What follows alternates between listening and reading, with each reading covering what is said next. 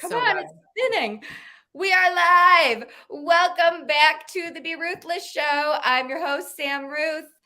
Joining me is the one and only Kate Butler, the most special, beautiful, wonderful person, mom, wife, TV host, author, speaker. She does it all. And I'm proud and grateful and honored to be able to call you my friend. You have changed my life. I got to see you in person a little over a week ago and meet your family, and I'm still spinning from all of that. Thank you so much for doing this. Can you believe this is the 200th episode?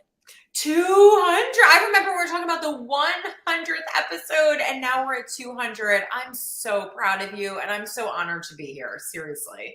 I was thinking about this and planning to say, can you believe this? Because I cannot, and I know that you can. You see things in people. You see people. That is your biggest gift. You are magical in seeing people, and you have also taught this to your children. Thank you. You really see things in people when they don't see it in themselves, and you have this gift of helping people share stories that they might not know they have. Yeah. It is interesting, that I thank you for that. And it's an interesting acknowledgement. And you can probably relate that when it just is for you, right? Like it's something that you don't really probably even acknowledge for so long because you think everyone sees people that way. And you don't realize that until you start doing some of the work that we do. It's like, oh, wait, hold on a second. They don't believe that? They don't see that? Like that's not automatic, right? So it is very interesting to see people the way that I do. And my hope for everyone, whenever we come into a group or a retreat, right? And you heard me say it, it's Dare to Dream, and it really is true that my hope and dream for everyone is that they could see for themselves, even if it's just for a moment, what I see for their potential, and that doesn't mean that people aren't doing flipping amazing things with their life. It just means that I also see it going so much further, right? Not only do they not see it, most of the world doesn't. I was planning to save this for the end, but I thought of this laying in bed the other night. My audience knows this. For those of you who don't know, I'm Sam Ruth. I lost my husband a little over 5 years ago. You see me how Jim sees me. And that's everything. But your girls saw me that way within minutes of meeting me, and that's not the way the world sees people. So let's talk a little bit about how you're raising them. Yeah. For real. Yeah. For real. Like I feel like they're raising me, but that's okay. Right? But I get off of an airplane and I come to an event. That's the first thing I'm truly excited to do after losing Jim, to see you and to see these women who have become my family. Wow. And I meet your little people and I get back to my room and I have a text from you saying, Livy loved you. Right? But I'm her favorite. You can say it. I said it in public on the stage. You were her favorite, right? But she said this. She said, I love them all, but I did meet someone who was my favorite. I'm like, what? What are you talking about? But yeah, go ahead. Yeah. But I'm me everywhere I go. Yeah. So I am traveling and I came comfy. I'm coming on a plane 4+ hours across the country. Yep. I'm wearing comfy pants and a hat. Yep. Everyone else was dressed up. Right? Yes. 100%. I was not. Oh my gosh. It was so good. And she didn't know why. She doesn't know me, but she didn't say, Mom, who was that weird lady wearing a hat? Like, why didn't she dress up like everyone else? Yeah. Well, it's so interesting because they asked me what the dress code was. Like, what should they pack and what should they bring? And I said, bring whatever you want. I said, but if you want to be on stage and you want to feel like you're dressed up, take that into consideration. So they did. And Bella loves to dress up. Livy doesn't, right? But I think also she feels like there are times where she wants to present her best and she can pick those times. She's not going to get dressed up every day. And if we go out to dinner, she doesn't care. But when she cares, she cares. And then she does it, right? So they were asking me, well, what did you tell other people? And I said, I just told everybody to be themselves. Like, just as long as they came and they were comfortable in how they were, then that's all that mattered. And here's what I'll be wearing because this is what I'm comfortable in and this is me. But, you know, you do you, right? And so that's what I said. That's exactly what I said. And so when I said, well, what do you mean you have a favorite? Like, what does that even mean? I'm like, we're all amazing. Like, what are you talking about? And she said, well, you told me that you told everyone to come with whatever they felt comfortable in and come as them. And she said, and I really saw that that person really did that. Like, and she did not care. She came exactly as who she was. And that made her my favorite that night. And I was like, wow. Okay, I take that. I accept.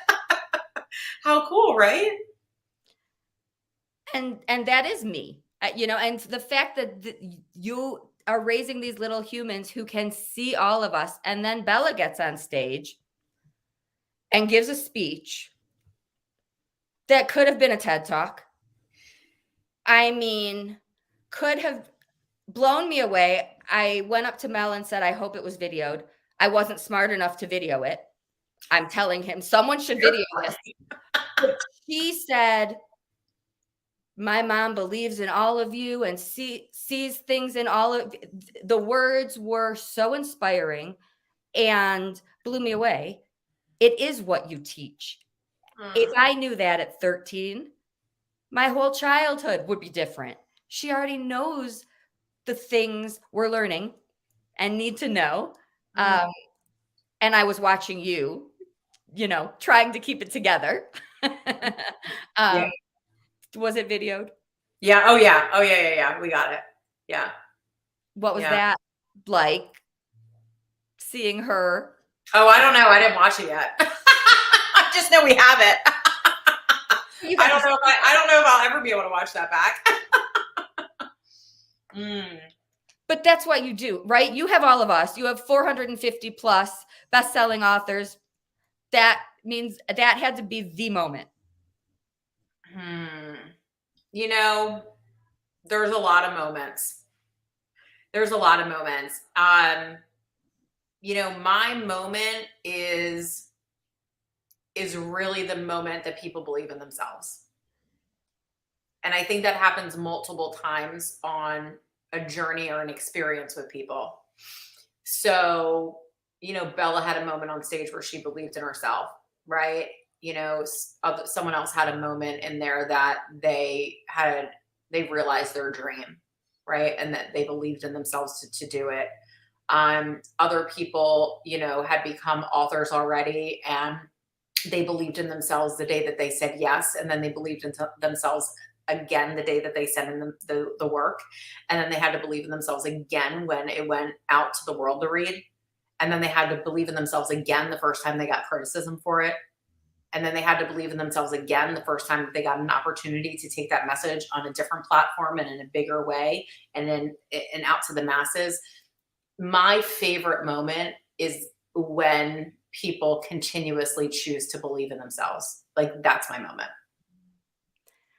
So the event is called Dare to Dream. We know each other because I still laugh that Jack Canfield's work is so marketed that he's been my mentor my whole life. And I didn't know he had trainings. And I started to work with him and connected with you. And I went to his first event. I was supposed to go with a friend and I didn't think I would be able to do that. And I had my mom fly to Colorado and go with me.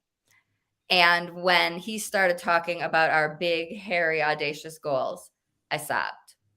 Because at that point, it was October. So it was 10 months that I was without Jim. And I couldn't think of a goal, let alone a dream. Yeah. The goal was getting out of bed. Yeah. Yep. So I connect with you and I tell you, I am just writing every day. I'm writing letters to Jim every day. But I'm writing and it's keeping me on this earth. Wow. I thought all my dreams were gone. I didn't even think a dream was possible anymore. So here I am coming to your event with not only dreams that are coming true, but more dreams. You meet all of us. You have so many of us in situations like mine where maybe we think our dreams are gone. And I forgot in our closing circle, I said to Maggie at the airport, "Oh my God, I forgot to mention my dream of being with athletes." She said, "You did. You gave your book to an athlete." You did. Oh my gosh. But I really, really, truly was broken. And all I knew was that I was connecting with you because it felt right. And it was next. And it was keeping me going. And now I have Grief Hab. Now I have the Be Ruthless show. Now I'm working on my 7th book, which is my own book with you. But I really, truly sat there with my mom sobbing, saying, like, goal? Like, I don't have a goal anymore. Like, I don't have a gym. My goals and dreams are gone. And I know that you experience that with so many of us. And you don't just see us. The most important people in my lives are not only you, through you, Claudia, Donna, Maggie. Like, my connections are through your community. You connect with people and you connect people. Yeah.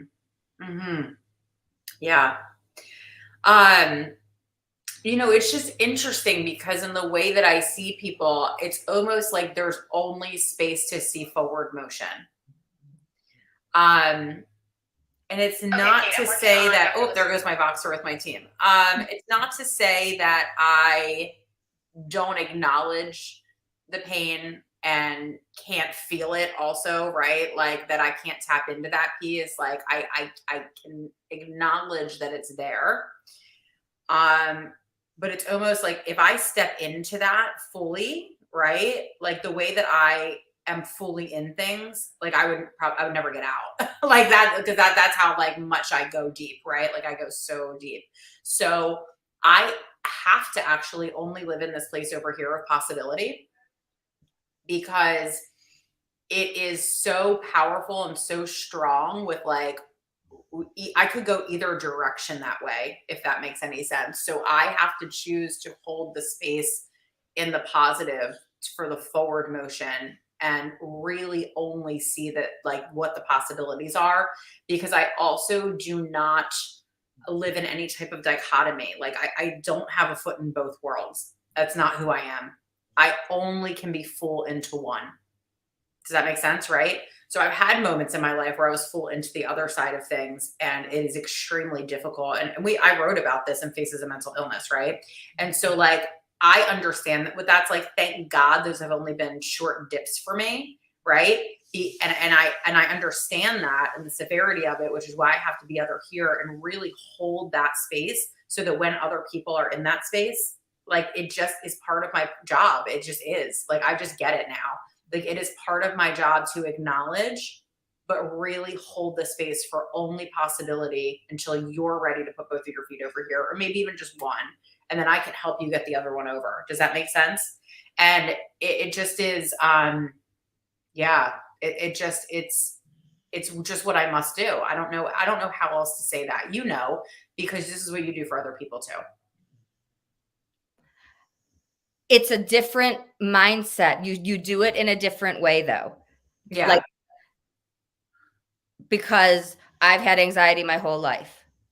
If I knew this world, I still have anxiety. Yeah. I experience it differently now because of these tools and because of the different worlds.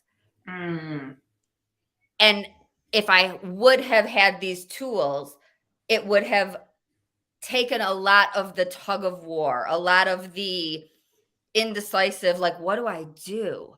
What do I do with this? Because now it's just a signs from the universe, a listen to my body, things that I would have laughed at. Yeah, right? Yeah. our energy circle, that tool you have, Yeah.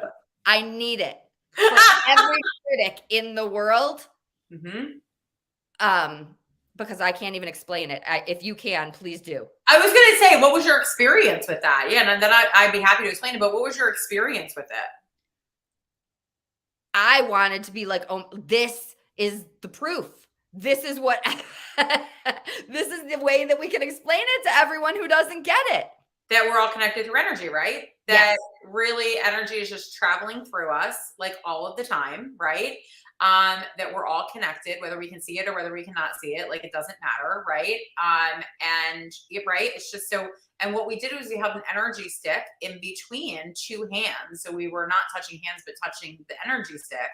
And then somebody, what were there? I don't know, 70 people in the room or so on, right? And so like, you have a huge circle around a conference room, and two people on the other side just drop their hands and the stick stops singing. We'll call it singing, right? And then as soon as they connect their hands again, it starts singing again, right? Making noise.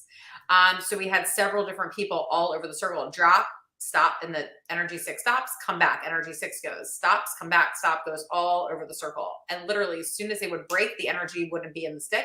And the second they connected, it didn't even take a moment for it to travel back. I mean, that's how fast it flows. So it's also, not just the fact that we're all connected, it's how fast it travels, right, Sam?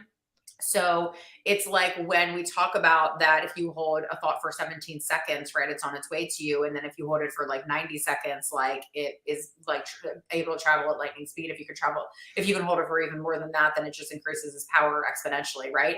So think about that in the terms of what you saw with this energy circle. The second they connected, they were all the way across the room, maybe 75 people away, okay, from the source. And the second they connected again, the energy was immediately there. The energy was immediately there. There was no lag time, not even 1 second of lag time. It was like this. Boom. Boom. Release energy, release energy, release energy, all the way across the room. Immediate, right? So this is how our thoughts happen, which is why it's so important for us to choose which one we want. Do we want to live in the suffering, right? And this isn't just grief suffering. This is suffering that we put ourselves through every single day. Am I enough? Did I mess up? Did I hurt someone? Right? Like if you did say you're sorry and move on, you know what I mean? Like, did they like me? Did I say the right thing? Nobody's thinking about you, right? They're thinking about themselves and their own torture. So don't worry about it. Okay. You said it fine. Do you see what I'm saying? Right? So we have to remember that these thoughts that we create, they're literally traveling at lightning speed. So which ones, right? It's like the question I put out at Dare a Dream. This is the most important question that changed my life. What would you prefer? You mentioned that it was your emotions, right? And our emotions are our indicators. Are we on track or off track?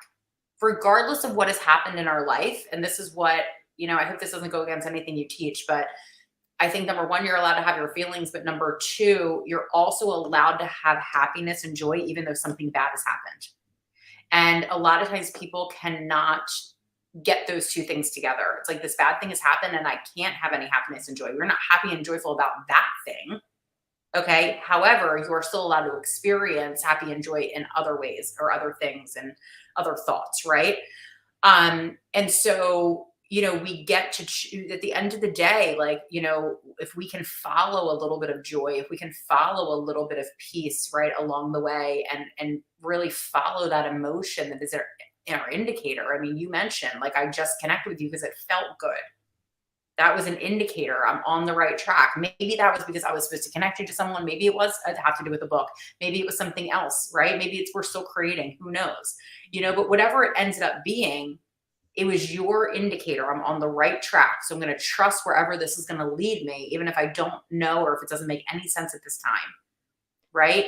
And then from there, we have to choose those thoughts specifically, because make no mistake about it, they are traveling at lightning speed about what it is creating in front of you, right? So yes, that circle was our own proof that we could see in the room about all these things that we talk about, you know?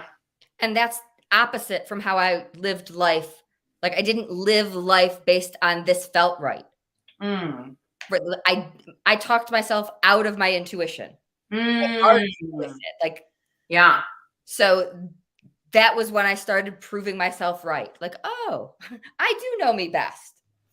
And Yeah. let's talk about your lottery tickets at the event. Silly Sam, I never won anything in my life. That's something I've said in passing and thrown the tickets out. And I said, I'm not even going to put this into the universe. Not even going to say it. And I won your mug. Like, right? Like, I was just had too many things in my bag. And I was like, ugh, these tickets, I never win any. Not even going to say it. Oh my God, I love it. And though, like, I laugh, old Sam point one laughs at current me. Like, it's way too woo woo, way too unprovable energy stick. Mm-hmm. Right. That's exactly right. Yeah. I mean, listen, I talked about it, and I have shared that story before about how, something just wasn't working in my life. And I just knew that it couldn't go on this way. So, I just was trying different things. And I guess you could consider that put me on a personal growth journey if we had to name it that way. And I will never forget that I started to do a vision board, and my husband was just like, what is this? Like, what is actually happening? And that he's an engineer and things have to be proven, right? Like I want the scientific proof, and I couldn't always provide that. I can provide a lot of the scientific proof now, right? I mean, some things are still unexplainable and magical and beautiful, and that's okay with me. I can prove a lot more now through science, and studies that they've done, and just a tremendous amount of information that's out there right now, where it really is not as far-fetched as people believe it is if they're willing to see the things, right? However, at that time I did not have that knowledge, and so I just was like, I don't know, but I just want to try it. I just think this will be fun. And the proof started to come in physical items, and I had given, examples in the story I recently told about a ring and a car and like a beach house, like really specific,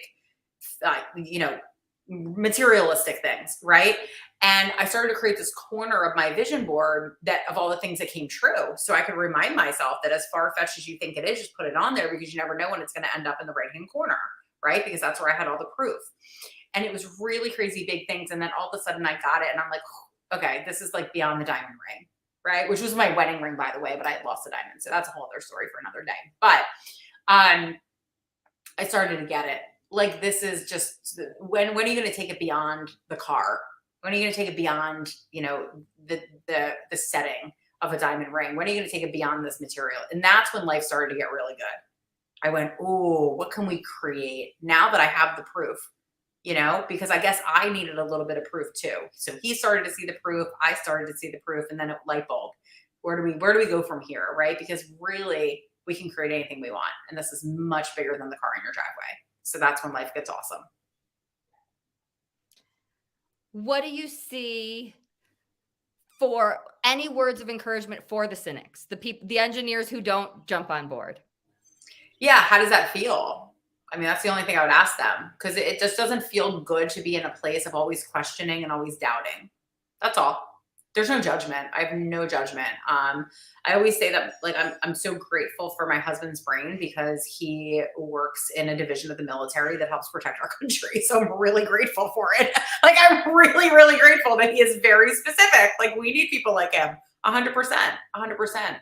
But I will also say that because I have challenged his mindset, not judged it, but challenged it. Okay. That he has grown into a different mindset, and the amount of things that have happened in his career that were impossible when we met, literally, he's like, that has never happened before. That doesn't happen in my company. They've never offered that type of position. They've never given someone that at that age. They've never offered anyone that at that level. Like, everything was just never happened before.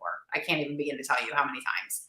And it is like a laundry list now of things. Bonuses that came out of nowhere, increases that literally didn't even exist, 6 months ago, all of a sudden show up. And it's really fascinating. It's really, really fascinating to see that you can be that way. And if it feels better to also incorporate and be open to, so you don't necessarily even really have to do anything other than live in a place of possibility. What if? Just what if? Rather than doubting and being cynical, what if? What if, right? And being open to receive. So when you're doubting and cynical, the door is completely closed to any miracle showing up in your life. And when you even just say a simple shift of energy, like, what if that could be, why not play? Then all of a sudden you're open to receiving the miracles. And then once they get to you, it's still your choice of whether you let them in or not. So a lot of times miracles will show up. And like you said earlier, you talk yourself out of your intuition, you talk yourself out of who you are. And we talk ourselves out of miracles every single day. So a lot of times, like, we'll say, what if, and then it'll show up and then we'll be like, oh, that can't be, that's too easy. It's too good to be true. How many times do you hear that? It's too good to be true. Well, it is now because you just said that. For you, it is, not for me. For me, it's true. For me, it's just true. For me, it gets to be so true. For you, it might be too good to be true, but that's for you to decide. But you just decided. It's totally up to you, right? But it feels really good for me to be like, ooh, like that feels really good and true. It doesn't feel good for me to say that's too good to be true. That feels restricted, right? And so on track, off track, emotions are an indicator, right? Judging and closed off versus open and receiving, right? Also restrictive, right? Versus expansive. So these are just choices and everybody gets to choose, and that's okay. Wherever you are in that is perfect. I just choose to live in a place where I look around and go, oh my gosh, like, let me just even take a second to see how I even got here, like actually in the room that I'm in right now. And I just think it's so fun and cool to see that it was all created by choices. So what else? What else do we get to do now, right? And that's when I look back, and I think I said it to you a couple of years ago, like, oh my God, you were my miracle. I was so closed off. Mm-hmm. When I think back to Nashville and meeting my miracles, I called you guys life preservers at the time because grief hab is someone drowning and one hand reaching up and another. It's like first I had one buoy and then my other, but I wasn't even seeing the signs. I was such a shell. And it's so interesting when Donna was up on stage and was telling her story, and we all were in such a place. A different place than where we are now. Mm-hmm. Mm-hmm. And you get to see all of that. But see, I didn't see that. And that's what I mean. I only saw where you were going. Like, I'll never forget the first time that you told me that you barely got to Nashville. I was like, is she kidding? I didn't even pick up on that. Like, I just only was like, oh, cool. Look at her. Like, she's freaking brilliant. She's doing this. Like, she wants to do. I'm like, let's go. Let's go. Like, I already saw it, right? Like, I knew that you had lost Jim. I knew that you had been through a painful experience, right? But I also, that was an acknowledgement, like I said, but the only thing I actually saw was over here. Same with Donna. We're at a retreat. I could tell that she was broken. It's an acknowledgement, but I didn't tap into that. I only saw the possibilities. I said, oh my gosh, this person, like, she doesn't even understand what she's capable of. Let's dig into that. Boom, let's go. Right? That's the only thing I could see. So I don't see what's going on in your mind. I can only see like what you can do with your gifts, because what's going on in your mind, that's the prison that we all keep ourselves in, myself included, by the way. Right. So like, right. We, like, this is what other people have to do for me, because we cannot not always do for ourselves. Right. So like, what goes on in our mind, that's the prison we keep ourselves in, but I'm not in your prison. So I don't know what you're telling yourself in there. The only thing I can see are your gifts, which are going like all the way up. Does that make sense? Into all the land of possibility. Yeah. Yeah, and thank you for saying that, by the way. I watched you and Patty talking about breakthrough to success earlier, acknowledging that we all need coaches. We all need people who are a little bit further ahead of us to get better and stay stronger. That's so interesting, though. You do see, like, I remember sending you my first review or something, and you were like, duh. Of course, people are saying these things. I knew it was going to happen. You didn't. You're not surprised at the things that we are so surprised by. You know it's coming. You see it all. Yeah. Yeah. Absolutely. Absolutely. Yeah. And it's almost like, yeah, it's because it's already done. I mean, that was like when I got offered my TV show, right? It was like we had several meetings about it, and there was like a big buildup, and then they finally offered me my contract, and I was just like, okay, cool. If it's in my inbox, I'll get it to you by the end of the day tomorrow. And the guy came back on that offered me the contract, the owner of the production company, and he was just like, I just have to ask, like, this is a pretty big deal. Like, why are you not more excited? And I was like, oh, you're mistaken. Let me explain. I said, listen, this whole moment right now that we just experienced, this has been going on in my mind probably a couple hundred times, maybe 1,000 times by this point. Like, I have already accepted this contract and gotten my own TV show and gone through all of the happiness and the emotions and the tears and the excitement and the gratitude. I've done all that a million times in my mind, in my visualization. I've lived this moment a million times. I said, so now that we're here, this is just a formality. So sometimes I can get like that with you too, right? Where I'm like, oh, Sam, this is just a formality. Like, yes, duh. Like, we already knew this. Let's move on to the next thing, right? Because I'm like, we already did it. Like, it's done, So I can totally see that happening. Yeah. You've also helped take any challenge and helped me see that as an opportunity. Things that I would normally be like, oh, dear God, now what? I don't have to know the how. Yeah. Freaks my dad out. Like, really, he's like, why are you fine? You should not be fine. I don't need to know the how. Like, he's bothered by this. Yeah. I no longer need to know. It's liberating. Yeah.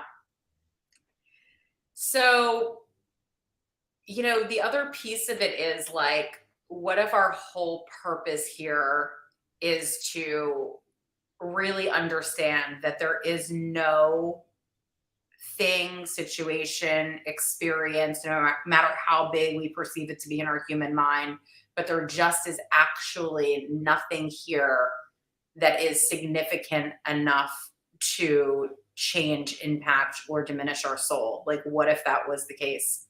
And like, when you can come from a place of like, truly, I am not my body, I am not my thoughts, because I can change my thoughts. So I'm clearly not my thoughts, but also I existed before my body and I'll exist after my body. In other words, what was this awareness that is the thing that thinks my thoughts and does my things and guides me, and the intuition, and you put it all together without getting too super deep. But at the end of the day, even the biggest catastrophe, like, what if it just wasn't that big of a deal?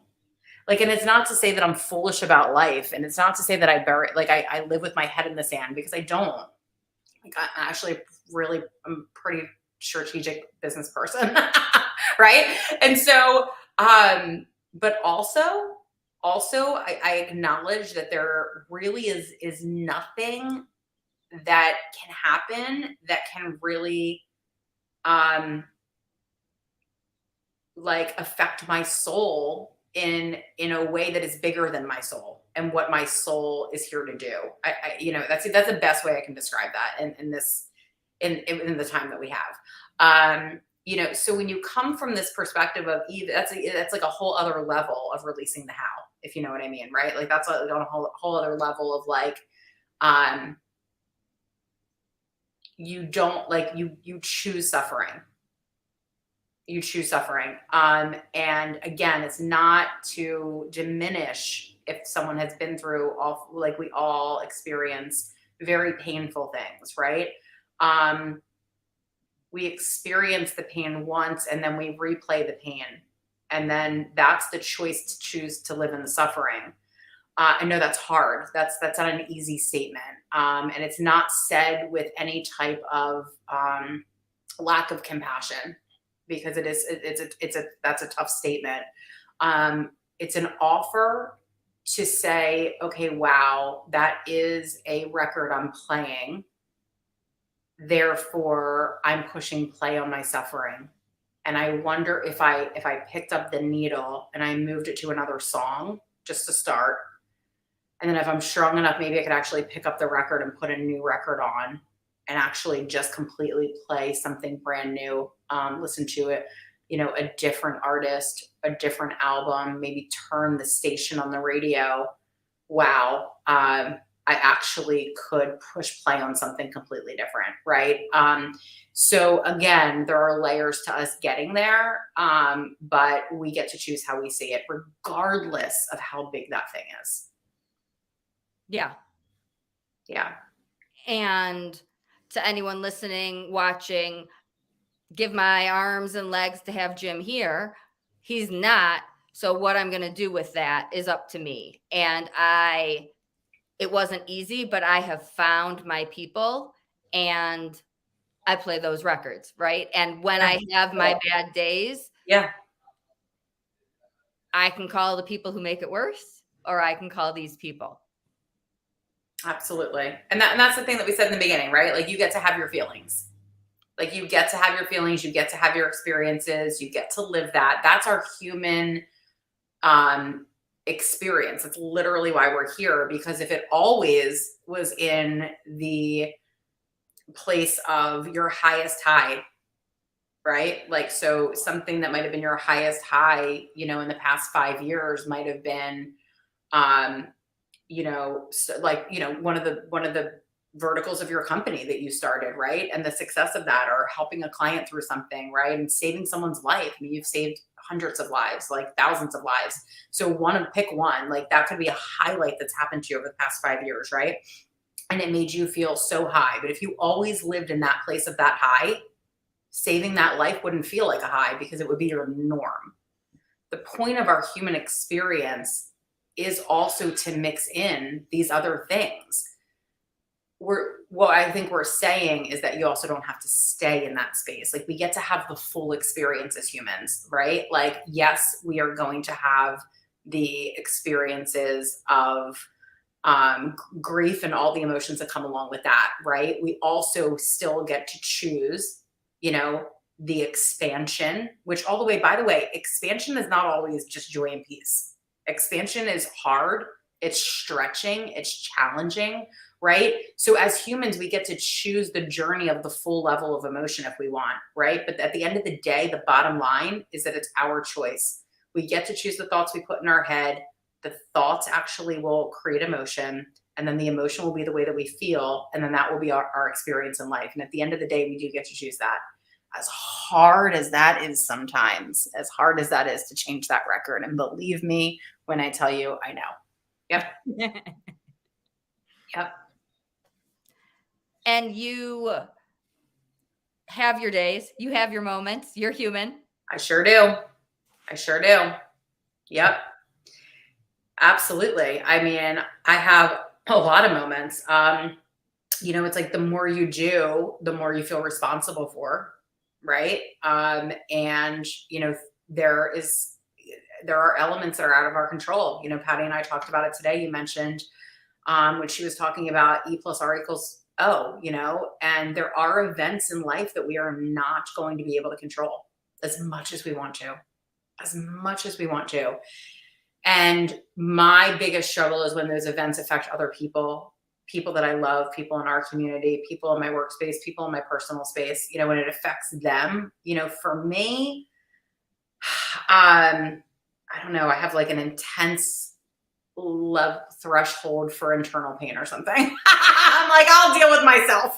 Okay. But when it affects other people that I really care about, right, that's I go through a very deep level of suffering. and torture of myself, that I could have done something, I should have done something, I could have prevented it, this level of responsibility. So I have to, that's part of my next journey, because as you work with so many people and your community expands and your capacity to care for these people expands, my next level of my journey is going to be, how do I manage that? Because I don't want to stop caring at the capacity that I care, but I also have to manage,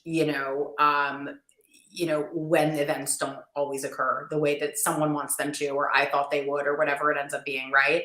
Like, how do we manage that? How do I manage that internally, right? Like, how do these leaders, who lead, these massive groups of people, like, how do they care at a deep, deep, deep level? And then when things are out of your control, like, how do you navigate the agony that comes along with the disappointment? That's heartbreaking for me. So that's my next level of expansion, is figuring out how to hold space at the capacity that I not only can but desire to, but still be able to live a normal life and walk away from it at some point.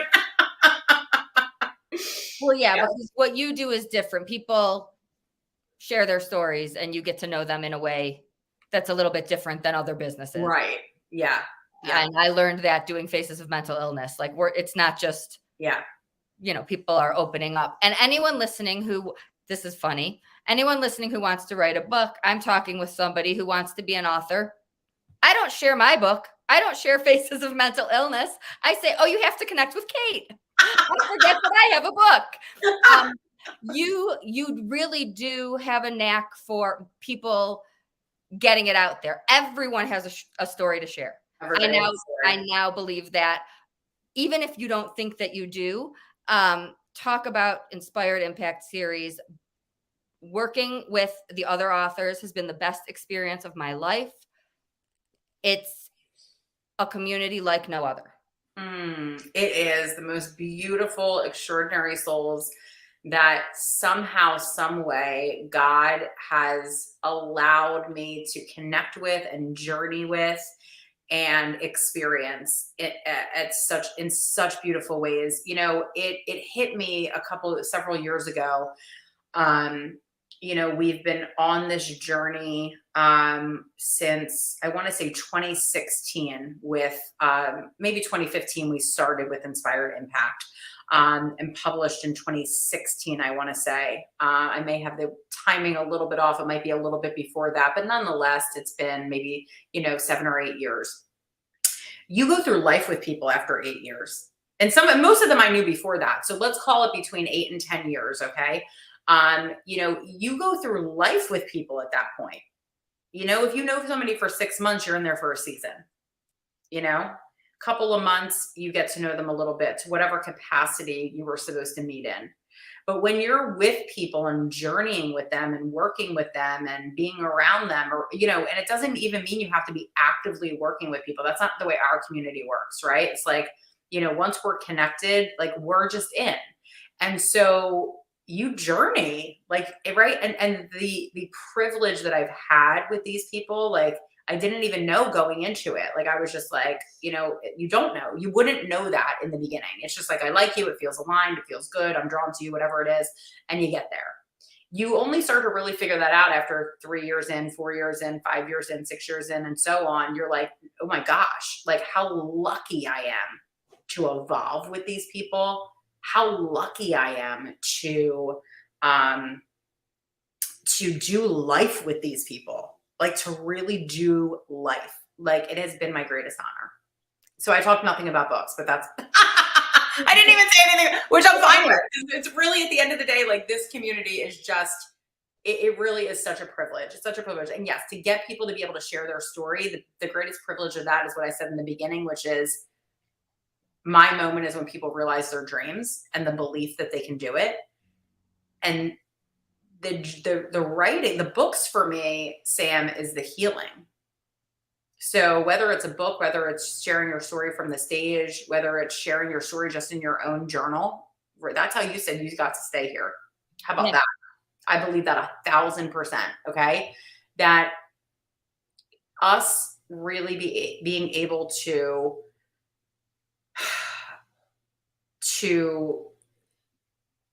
also journey through our own story is an extremely, extremely healing and cathartic process. And so I believe that's why I've stayed with it for so long, because I see what it does for people. So, I appreciate the credentials that it does for people, and the accolades that come along with it and what it's done for people professionally in business. I think all of that is great. That's not why I do it. No, the community, it's unconditional support. It is women like no other. It truly is a family. It just is. And we didn't want to leave. I know. That was Never funny. wanted to leave. That was funny. And I feel like I could call anyone Yeah. at any time to cry, to laugh, to get together, for help, for anything, whether we've met or not. It just really is unconditional love and support. So if you're thinking about writing, if you've always written, Kate is the person to go to for any of it. Thank you. Thank you. Thank you. Thank you. I appreciate you so much. You're amazing.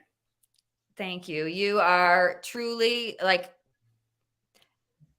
I don't know where I'd be without you. And it hit me. I was like, oh my God, you see me how Jim sees me. And that means everything. And you know that. And I love you. I love you too. Thank you for being in my life. Thank you for seeing me and loving me and everything. And thank you for doing this and everything. My honor, 200. I am so, so honored. And Lola just left. She was under here for almost all of it.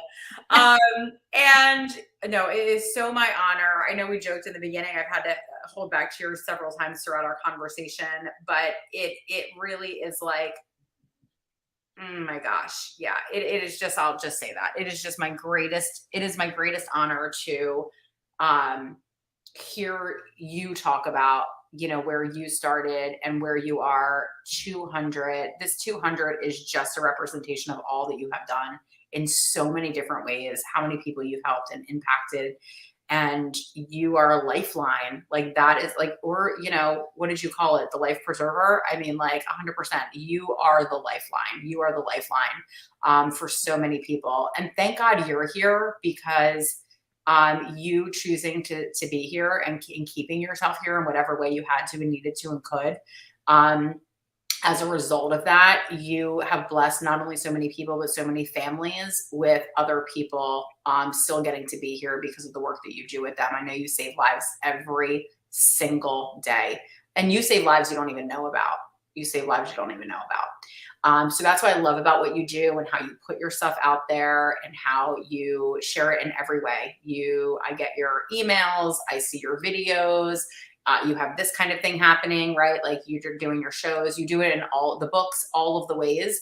And you never know like where those books go, who gifted your book, who picked it up and read it at a doctor's office, who left it at an Airbnb in another country and picked it up while they were on vacation and it changed their life. Like you'll never even know the amount of lives that you have saved and changed. So thank you.